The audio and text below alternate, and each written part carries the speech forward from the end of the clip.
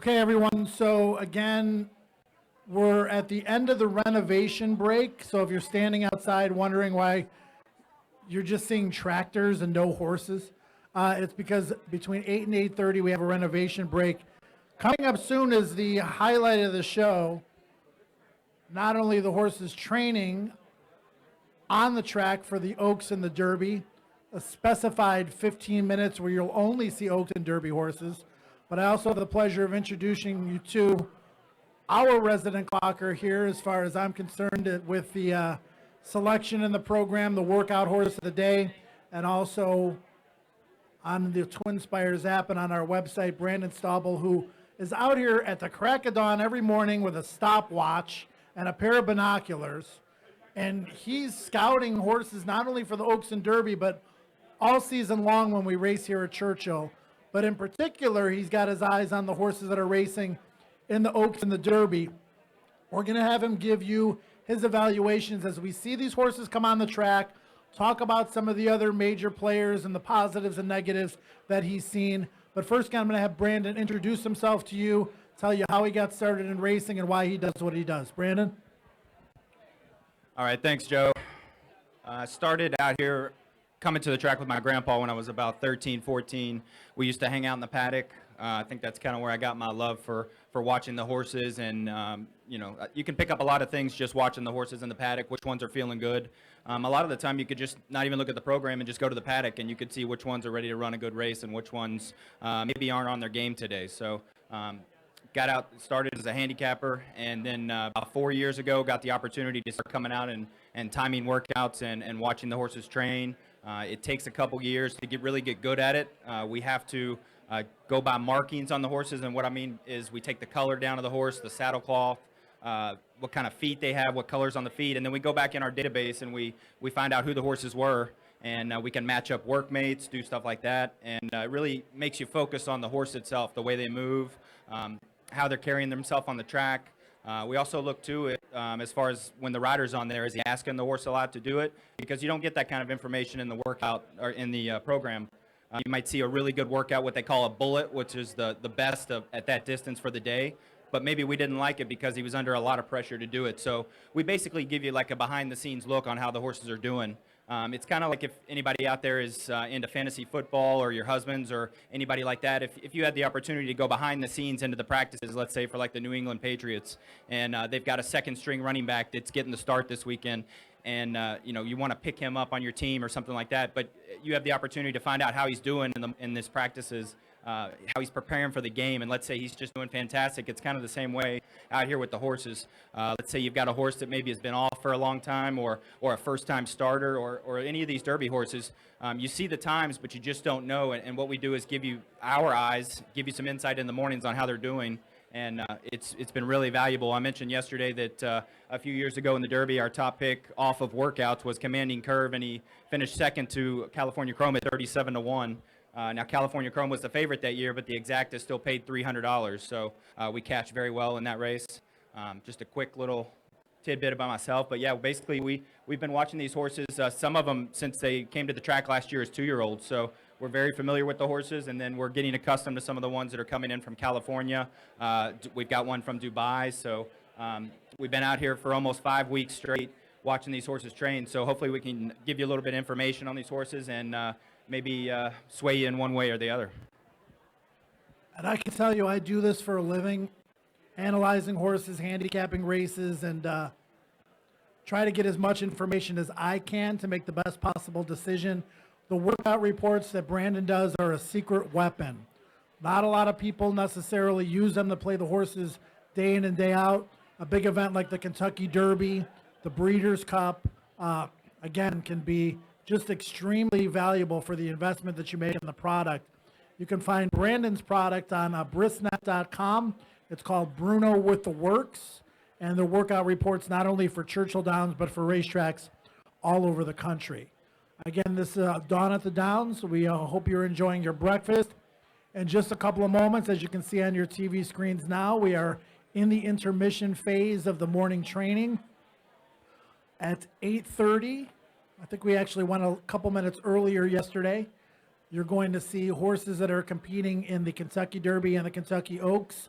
training right before your eyes if you were to go out on the balcony. The Oaks horses will be in the pink saddle towels. The Derby horses will be in the lemon yellow saddle towels. And Brandon, all of the major workouts, and again, when I say workout, that means more serious exercise where they're going faster and there's a timer on them and so on and so forth. Sometimes they're with another horse, sometimes they're not. All the major workouts are done. Now it's just maintenance. Now it's just exercise, getting ready for the race.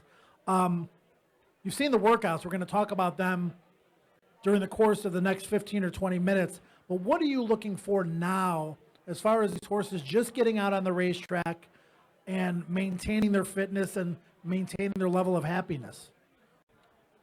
Yeah, like you said, all the major work is done.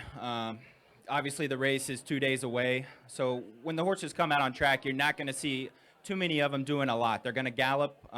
Word on the street is Thunder Snow may have a quick blowout, and we'll say blowout, he might stretch his legs for a recorded work down the lane just to kind of open up the lungs a little bit. So look for that. But yeah, all the major work is done. You're just going to see the horses galloping. You just want to see a good coat, what we call good flesh. I'm a big ears guy. I think you can tell a lot about horses by their ears. They're like little antennas out there. Okay, again, we are live from the fourth floor at Churchill Downs. This is the Dawn at the Downs workout show presented by twinspires.com. If you're watching via Facebook, Twitter, KentuckyDerby.com, or here live and in person at Dawn at the Downs for our breakfast program, welcome. This is the Kentucky Derby and Oaks portion of the morning workouts for about the next 15 or 20 minutes, exclusively Oaks and Derby horses. We just saw State of Honor very briefly there. One of the starters in the Kentucky Derby, probably will be up close to the early pace. Here's Summer Luck. She's on the also eligible list for tomorrow's Oaks.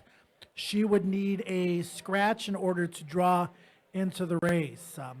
There's Classic Empire, the likely favorite for the Kentucky Derby. And again, if you're listening to our live stream or you're here in person, if you're looking for a fast and easy way to bet on the Derby, you don't want to stand in lines and you're not coming to Churchill live, go to twinspires.com. It's fast, it's safe, it's easy. Make a deposit, make your bets online, sit back and watch the action, and you don't have to stand in line. Again, it's twinspires.com. And Brandon Staubel, a clocker here at Churchill Downs, is joining me again this morning. This is the Derby favorite, or that was the Derby favorite, Classic Empire. We'll talk about him in a moment once we go back to him on the screen. But this is Thunder Snow, and you mentioned earlier that you think there's a chance he might get a little bit more serious workout here. This horse came in from Dubai on Sunday, was in quarantine for 42 hours. We got our first look at him on the racetrack the other day. He's looked pretty good in the morning. That's a lot to ask to travel halfway around the world and run in a 1.25 mile race less than a week later. But what have you seen in his training, and what are you hoping to see from him today? Yeah, he's only been on the track a short time, just a few days. Like I said, there's a possibility, word on the street is he might have a quick blowout. And when we say that, he's just going to maybe stretch his legs for a couple furlongs down the lane, just something to kind of stretch out. Like you said, Joe, he's been in quarantine for 42 hours, 48 hours. So he really probably needs it, you know. So he looks happy, he looks healthy. He's got like a nice little bounce to him on track. You know, everything you're seeing right now is what you want to see, just nice and easy, free-flowing movement. He's one that I was pretty high on just because, like I talked about yesterday, this crop maybe is not the strongest. We've got Classic Empire and Always Dreaming, a lot of questions there. But Thunder Snow, I think, was hurt by the post draw yesterday. This horse has tactical speed. He would have loved maybe like what Irish War Cry got on the outside stalking. With his speed and the inside post, Thunder Snow's probably going to have to get out of the gate and possibly be up with the early leaders. So, you know, it's just something to think about. But I like to see Thunder Snow maybe stretch his legs a little bit down the lane. You've got State of Honor. This guy's been like clockwork the whole time. He's been out here, hasn't done anything wrong. He's just a steady, big type. He's going to just be grinding along. And I wouldn't be surprised at all if he hits the board at a big price. I would agree, and at Thunder Snow, I agree with that assessment too. The two posts, and you don't really know until the race is run, but you're speculating how it could be run, could be detrimental. State of Honor drew just outside of Always Dreaming. He too has some tactical speed, And he will be up close, and maybe he's the one, if Always Dreaming makes the lead, to put the pressure on, because Mark Casse does have 2 horses in the race. The other one, Classic Empire, Brandon, I think probably going to sit about 8 or 10 lengths off the lead, certainly in that second or one of the leaders in the third flight. But State of Honor, again, he's trained great. I mean, he just gallops around there, and it looks like he has the stamina to run all day, and he does have tactical speed. So I agree with Brandon as well. This could be a live long shot in the Kentucky Derby. We're going to see him again probably here in a little bit, but tell us more about what you've seen from Classic Empire. His story, well documented, 2-year-old champ, had some issues with an abscess, had some issues with a bad back, refused to train, ran a bad race in the Holy Bull, then came back and won the Arkansas Derby. I mean, his stock has risen and fallen, very volatile, I guess I could say. Yeah, Classic Empire just raced really 3 weeks ago. So the plan coming back from Churchill is not to do a whole lot. You just want to keep him where he's at. Second off the layoff, it was a gutsy effort last time. So you're not looking to do a whole lot. His last breeze was in company with a stablemate on the outside, just going easy under a good hold. They're bringing this horse into the race fresh. At least that's what they're trying to do. They haven't put blinkers on him at all since he's been back. He's going to wear blinkers in the race. This horse has tactical foot, kind of like Joe was saying. He's going to be maybe in that mid-flight. He got a great post. I haven't seen anything to say, no, Classic Empire's not going to run his race. You can see him on the screen here. They did make a rider change on the gallops, and this guy seems to be really controlling Classic Empire well, and he's kind of known as being a bad boy, and I haven't seen him act up one time the whole time he's been here. So this horse is doing really well.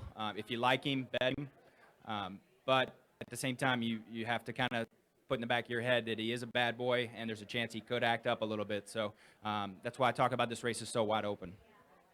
That's one of the advantages that you have if you're here at Churchill or you're watching on the television screens, to really take a look at how the horses are acting in the paddock, how the horses are acting in the post parade, how the horses are acting in the warm-up. If you have the ability to make your wagers a little bit later in the game, like after the post parade, you can tell a lot by the way the horses look in the paddock, look in the post parade, especially when they have to face 170,000 people here at Churchill Downs under, a little bit of mayhem type environment that they're not used to. Here's Practical Joke, Brandon. I talked earlier about how he was training in blinkers. He worked in blinkers. He looked like a good candidate for blinkers. But Chad Brown has elected to not utilize the blinkers in the Kentucky Derby. And as you can see, he's training without blinkers again today. Yeah, it was one of those things where he tried the blinkers in the workout, and it wasn't a bad workout, but it just didn't seem to make him any better. It didn't seem to wake him up at all. So Chad's going to leave the blinkers off, just let him be. We've talked about this horse before, 3 for 3 sprinting, 0 for 2 routing, 2 turns, which is 2 turns will be the Derby. And for me, he has a nice kick late, but at the same time, going 2 turns, he doesn't seem to have as much kick as he does at those 1-turn sprint distances. So he is a very nice horse. He looks great in the flesh. He is a very good workhorse. So when he comes out in the mornings, you can see he's tugging hard. He likes his job in the mornings. At the same time, I kind of see him as more of an underneath player, an exotics type player, rather than a win player. And he didn't draw great either. I mean, he's on the far, far outside. He's got a stalking type style, but at the same time, Rosario is going to have to work a trip with this horse, because there is a long run into the first turn. He's kind of one of those in-between horses where he likes to stalk the pace. There are pressers, there are speed horses, there are stalking horses, and then there's a closer like this guy, Gunnavera, who earlier in the season was thought of as one of the major players for the Derby off his Fountain of Youth win. We talked earlier here at the breakfast program about how he was purchased for $16,000, and he's earned $1.2 million. Passing him there in the gallop was Tapwrit. A horse I think has a legitimate chance as a long shot. Big win in the Tampa Bay Derby, disappointing in the Bluegrass, Brandon, but what have you seen from Tapwrit in your training? Tell you what, Joe, the last couple of days, Tapwrit just kind of seems like maybe he's woken up a little bit. You can tell on the screen there he's really extending well. He's getting a good push from behind. And this he seems like he's waking up a little bit, so maybe give him another shot off that bluegrass effort. I have noticed before that at Keeneland, some horses take to the track and others just completely, they don't like it. So, Tapper has trained, especially the last couple days, really galloping up what I would call a storm, galloping up a storm. And one thing you have to think about, too, is the fact that he still is lightly raced. He's still learning the game. Bruno DiGiulio actually referred to this horse as the most well-behaved Tappet he's ever seen. Typically, if you're not familiar, the sire Tappet can produce some headstrong horses, and you can see this horse is well within himself and reaching out well. He's got the head down, very relaxed with his gallop down the lane. Quick announcement about the 50-50 raffle. I mentioned this earlier. Now I'd like to tell all the people on the live stream opportunities to win today, tomorrow, and Saturday. DerbyGives.com, a chance to win some money and a chance to give back to the racehorses that give so much to us as far as their retirement fund goes. So again, DerbyGives.com. Brandon, explain to the racing fans what we're seeing right here with one of the top contenders in McCracken. Yeah, so one thing trainers like to do is a couple days before the race or anytime they see fit is take the horse to the starting gate and school the horse. And when we say school, just kind of get familiar with the surroundings. They do this a lot with 2-year-olds, but just for the Derby, you have to stand in the gate a long time. There's a possibility you'll be the last one in. So there's just all kinds of things that can happen. So what they want to do is just get the horse familiar with the gate. And a lot of these guys do this on a regular basis. I mean, you're seeing it Derby week, but this is kind of like maybe a once every 2 weeks kind of thing. So they just like to keep the horse familiar with the gate because the gate is important. I mean, you want to have a good break, whether you're sprinting or you're in a race like the Kentucky Derby, obviously. So. We'll talk more about McCracken in a moment. Gormley's on the racetrack now. 3-time Kentucky Derby jockey Victor Espinoza will be aboard coming in from California. Another horse that was probably compromised a little bit by the post on the extreme outside with that tactical speed. What have you seen from him in the mornings? Yeah, I mean, he's another one that's caught the eye galloping, the way he attacks the ground. And you can see the rider, he doesn't want to do too much here because Gormley wants to do a little more, and that's kind of what you want to see. He's not pulling the head up, but at the same time you can see that he's taking the bit. The rider has a great hold here, and you can see that left front kind of pulling at the ground there. I mean, he really wants to go, and Gormley's caught the eye for me ever since he's got here. So, and if John Sheriffs was the trainer of Zenyatta and Giacomo, so you talk about a big race trainer, that's him. The connections of McCracken just want to get to Saturday. I mean, this is a horse that is proven on this racetrack. He's trained great since I've been here. Every morning has been a good morning. They just want Saturday to come. Tell us a little bit about what you've seen in McCracken, not only in his serious workouts, but also in his gallops. Yeah, McCracken is a really strong workhorse. So in the mornings, he's been lighting up the track. You've probably seen his big gallop outs after every workout. I mean, that's him. That's what he does. You can see Thunder Snow looks like not really doing too much down the lane here. But with McCracken and his trainer, Ian Wilkes, Ian Wilkes is a prep guy. And when I say that, he uses a race to point to a bigger race. And that's what he did last time in the Bluegrass. So the horse was coming off a small little injury, and it's very well known. He prepped McCracken in that race last time, and this is Saturday is the day for this horse, and he will fire, and he will run a big race, in my opinion. Now, tell us about what Thunder Snow is doing here. You thought maybe he might blow out. I don't think this is a timed situation at all here, but he seems like he wants to do more as well. What are you seeing? Yeah, kind of the same thing you saw with Gormley and Tappert. He's really reaching out well up front. He's getting a good push. Rider's got a good hold. But at the same time, like I said, we just don't want to see that head, throwing what we call maybe like rank or something like that, where the head's going up and down. And you can see Untrapped here going really well. Kind of the same thing with him, reaching out well up front. I mean, this is the kind of stuff you want to see from the horses coming into this race. Untrapped will be a long shot in the Kentucky Derby. Knocking on the door in his races, tried blinkers. That didn't work out so well in his last start. And this is a horse that's getting a lot of buzz, Brandon. Earlier in the season, I don't even think in Steve Asmussen's pecking order, this horse was in his top 3 or 4.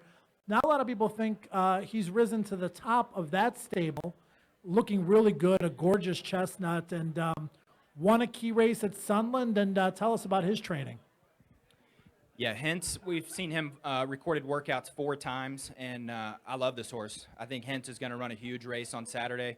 The thing that I love that Steve Asmussen has done is Hence is basically a closer, but what he's been doing is working this horse in company with another horse named Local Hero. You'll see Local Hero on the Derby undercard and the Pat Day Mile, but Local Hero is a very fast horse, and he's put this horse in company with Hence to sharpen the speed. This horse, the last workout was really good, but the 3 before that, they were all in company with Local Hero and basically sharpened the speed. And you can see Irish War Cry here, throwing that head up just a little bit, but settling down there. He just wants to do a lot here. This horse is really coming in well also. Now let's talk about him. Irish War Cry didn't arrive until Monday. Trainer Graham Motion keeping him at the Fairhill Training Center on the East Coast because he wanted to keep him away from Churchill Downs and all the excitement as long as he could. And you can kind of see why, Brandon. He's not as rank in his morning training as Always Dreaming has been during the better portions of the early part of this week. But again, trying to do more. When you see a horse that is like this, and he's settled down nicely now, built to go 1.25 miles, has natural speed. He has all the physical attributes and the talent. Again, you just have to worry about him keeping his head on straight. Your thoughts? I mean, he drew great post position number 17. Most people will think, well, that's too far out there. But all the horses directly to his inside don't have any early speed, so he's going to be able to dictate his own trip theoretically. Yeah, I said yesterday that as far as post positions go, this horse for me, it was most important that he got a good post, and he did. He was the winner yesterday in the post position draw. He got a fantastic outside post, and the thing about being outside is you want options. So if no one to the inside and you've got speed, no one to the inside goes, then you've got the opportunity to go. Here's Gervin. This is kind of the mystery horse here. This horse was based at Keeneland the last few weeks, and they've actually been swimming this horse at an off-site equine center. So this is kind of the first look we've seen from him. So he's reaching out okay down the lane. Ears are up. Seems happy. So, yeah, Gervin looks good on track. But, yeah, Warcry was great with his post, and that's the thing. You want options, and he's going to be on the outside. He should get a fantastic trip, and I think I upgraded Irish Warcry's chances. Now, I'm not a trainer, and I'm certainly not a veterinarian, and neither are you, but well documented, you know, that he was wearing different shoes because of a quarter crack, sent him to the hyperbaric chamber, sent him to the pool to do some swimming. They want to run in the Kentucky Derby. It's everybody's dream. How difficult is it to manage a situation like that with a horse's hoof from what you know, Brandon? And from watching a horse train, can you tell anything's different? How much does that worry you based on his current form and then based on the documented issues that he's had? Yeah, I mean, obviously, Gervin is a nice horse. He won the Louisiana Derby. The thing is, coming into the Derby, you don't want to have any hiccups. And this is what I would call a hiccup. Now, they've managed it well. They've done the right thing, take him off the track for a little bit, get him right. He had a breeze the other day. He went fine at Keeneland, and he looks fine on the screen. So it's just something you have to take into consideration. Obviously, you don't want to have any foot issues going into the Derby, but from what we've seen so far, you know, I wouldn't downgrade his chances too much. But for me, even with a good foot, I kind of had him in that kind of next group of horses that I was interested in. Okay, so we're seeing Irish Warcry again. We've gotten some of your opinions. Horse that we haven't seen, Brandon, is going to be one of the favorites in the Derby, Always Dreaming. He's coming out early, well documented that he's been headstrong. He's been very eager. In his workout the other day, he galloped out past the track kitchen. I mean, this horse has stamina. And Always Dreaming is 1-2 races at 9 furlongs. But you have to be a little bit concerned about his overzealousness in the mornings. How do you balance his form, what you think he's capable of doing, with what you've seen in the morning so far from him? Yeah, obviously, Always Dreaming is extra talented. He won the Florida Derby by 3 or 4 lengths. I mean, he's got talent, but ever since he's been here at Churchill, he hasn't settled, and so they've made the adjustment a few days ago to put what we call draw reins on the horse to try to get the horse's head down, try to keep his head down, get him to relax. They made an exercise rider switch, a bit of a stronger gentleman to take over who's handled some good horses for Pletcher. At the same time, we've seen him in the draw reins the past couple mornings. Even this morning, he still wants to almost kind of buck the rider off. He wants to kind of throw that head up. It's almost like he wants to bust out of those draw reins. That scares me. especially now, too, that he's drawing the inside post, one of the inside posts. So I think he's going to be the pace setter in the Derby. I think when that gate opens, he's not going to be able to control him, and he's going to take off. Now, whether or not you think he can hold on late, that's what we'll all be betting against. Right. I have the horse picked on top to win. I am very concerned about everything Brandon just said, but I've stuck with this horse all spring. And as a public handicapper, the last thing you want to do is jump off the bandwagon and see the horse that you've loved all spring win the race. So I'm sticking with him, not without trepidation, obviously. There you see Gormley leaving the track. Brandon, real quick, Derby training and Oaks training is going to be ending here shortly. Tell all the fans out there, your couple of best long shots and a couple of the horses that you are nearly certain with reasonable racing luck will run well. So again, a couple of long shots and a couple of horses that you think people can lean on. Real quick, too, I want to say, we're up here and we're giving you tips and everything like that, but don't let us talk you off a horse that you like. And I'll give you a quick story here. Back in, I think it was 2011, I liked a horse called Animal Kingdom. And the day before the Derby, I was listening to a guy on TV talk about how his form wouldn't transfer to the dirt and all this stuff. And I got off of him. And if you know the story, Animal Kingdom won at 20-1. So don't let one of us talk you off of a horse if you really like it. You need to bet that horse. A couple of long shots. Let's take a look at, I think, Hence. I'm real big on this horse. I don't know how big of a price he's going to be, but his trainers, and you can see him at perfect timing right there. Right on screen, walking off, looks fantastic. I've loved the way he's trained here. We rank our workouts on a star system, 4 stars being you need to bet this horse, and his last really 3 breezes, we have 4 stars on him. I mean, I love the way this horse is coming in. He would be one. I still feel like Thunder Snow can run a big race. He just has to work out a trip from the inside. He'll be a big price. And then a horse like Gormley, I think will float up a little bit. I think he'll run a big race. And then a couple of horses to lean on. The 2 that I'm going to be leaning on most, McCracken. Obviously the affinity for the Churchill track. He's a very intelligent horse as well. And then Irish War Cry. The post was just so big for that horse. He's got, like we talked about, he's going to have that what I call like an options trip on the outside. So if he breaks well, he's going to have a ton of options. All right, and we're obviously getting ever so close to the Oaks tomorrow and the Kentucky Derby on Saturday. I've been asked this question a lot, Brandon, about the potential track condition. Does that affect how you would evaluate these horses? Does it help anyone? Does it hurt anyone? Is there any place on the track you wouldn't want to be? Does it help a horse that's forwardly placed? Does it help a horse that is going to come from behind? Do track conditions play at all into your final assessment?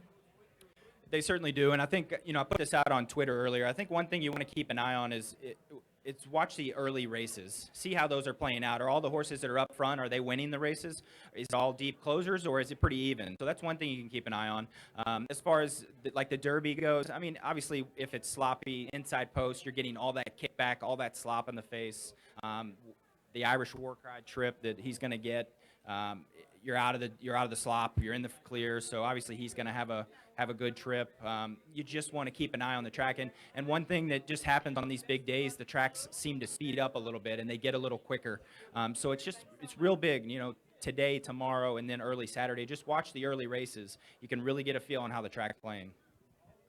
Right, and that goes for whether it's a sloppy track or a fast track. You always want to pay attention to how the track is playing, because a dry track could be a speed track or it could be a closer's track too. So if you pay attention to the earlier races, see what kinds of horses are winning. Again, Brandon, too, we talked about some of the uniqueness of the Kentucky Derby. 1.25 miles, 3-year-olds, they've never gone this far. Horses coming from all over the country, and in some cases, like Thunder Snow, all over the world to compete. But in a 20-horse race, it's the best betting race of the year. You don't get opportunities to bet on 20-horse races. There's 20 different horses that you can bet to win, place, and show. There are extraordinary amounts of exacta, trifecta, and superfecta combinations from a wagering standpoint, and everybody has a different budget. Some people are going to bet $5, $20, $100, $500. You have to start with what your budget is and then try to figure out how to maximize your money. But let's just, for example's sake, say you have $50 to bet on the Kentucky Derby. How would you spread that money out to best maximize your investment? I think the first thing I would look at is the Oaks Derby double. That's kind of a bet we haven't really discussed too much, but this year I think really it's a two-horse race in the Oaks between Paradise Woods and Miss Sky Warrior, two outstanding fillies that have trained well, and Paradise Woods has only been here a short time, but I saw her this morning. She looks fantastic. If I would take maybe $20, spread it out over an Oaks Derby double, because those things really pay, especially in the Derby if you get a price. Yeah, so for the Oaks Derby double, what you're doing is you're trying to pick the winner of each race. So the Oaks Derby double, you have to have the bet in before the Oaks on Friday. If your horse wins the Oaks, then that ticket is still live. Hang on to it. And then if your horse wins the Derby that you have on the ticket, you're a winner. So all the money is put into a pool, and all the winners will share the money. You can decide on how big you want the ticket to be. For me, when I play daily doubles, I don't like to use a lot of horses, but I like to punch it a lot of times. So I might only use one or two horses in each race, but I might make it for a $5 double rather than a $2 double. Now, with a race like the Derby, you may want to spread a little bit more. So if you pick two horses in the Oaks, let's say 5 in the Derby, 2 times 5 is 10, so it's $10 for a $1 double. You can change it around however you like. As far as the Derby itself goes, the exacta pools have been fantastic. I think with the other $30, I would probably spread it around in exactas. If you've got a horse that's maybe 20 to 1 that you like, maybe a $5 win bet. But I think those two pools are fantastic. I will agree with Brandon. And again, you see the promotion on your screen right now. A real easy way to bet the Derby is online. I mean, you could do it at twinspires.com. You get a promotion code there. They also have other incentives for you to deposit money. It's twinspires.com, twinspires.com app. This Donna Downs program presented by twinspires.com. They do a great job over there. You can also consider, in addition to what Brandon said, betting the horse you like the most to win, place, and show. And a lot of times you can stack your bet where maybe, say you like Hence and he's 15 to 1. You can bet $2 to win, $5 to place, $10 to show on Hence. Because if he runs third and you have $10 to show on him, he might pay $10 to show. You're still going to make a nice little profit. So maybe take the horse that you like the most and stack a little bet. We like to call it a ladder bet, and play a horse that way. Like Brandon said, you can bet exactas for $1. You can box several horses in an exacta. You can play a 50-cent trifecta where obviously you need to pick all 3 horses, 1, 2, and 3. But if you box 5 of them for 50 cents, I believe that's only $30. So it all depends on what your personality is. Are you trying to turn $20 into $50 and just make some money? Or are you trying to turn $50 into $500? In order to do that, you would have to be a little bit more of a risk taker and play trifectas instead of betting conservative bets like win, place, and show. So a lot of different ways to do it. Bet based on your budget, what you can afford to bet, and then bet based on your personality. What are you trying to accomplish? You trying to double your money, or are you trying to swing for the fences? Brandon, any last thoughts before we go? And again, we very much appreciate your time. Brandon has a workout play of the day in the program here at Churchill. It's also found at churchilldowns.com underneath Joe's picks. My picks are there. Brandon's best workout play is there.